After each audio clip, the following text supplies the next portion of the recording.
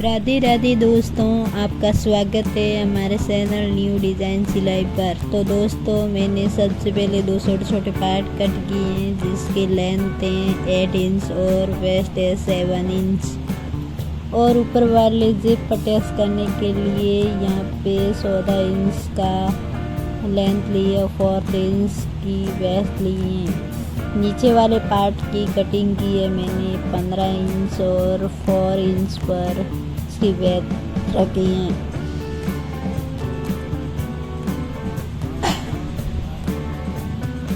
और zip attach करने के लिए 7 इंच पर जिप कट की है मैंने।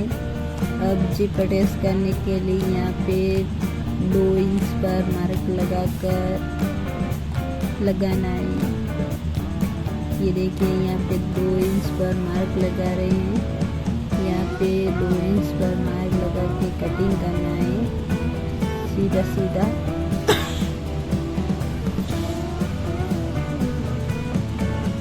यहाँ पे जिप अटैच कर देना है।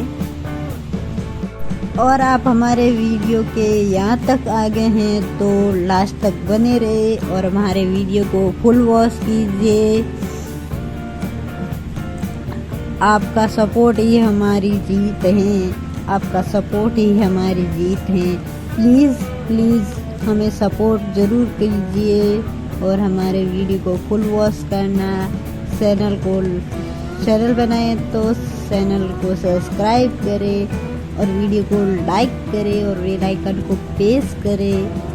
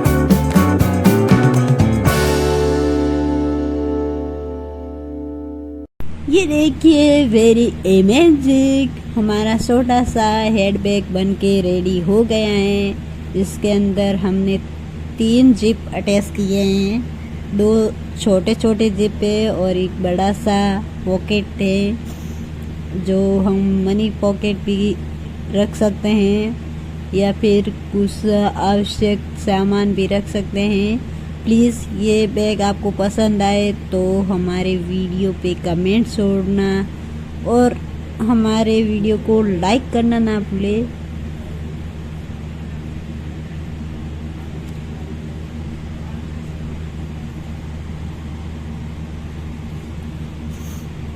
अब मैं मिलती हूँ किसी नेक्स्ट इंटरेस्टिंग वीडियो के साथ, तब तक के लिए थैंक यू, बाय बाय।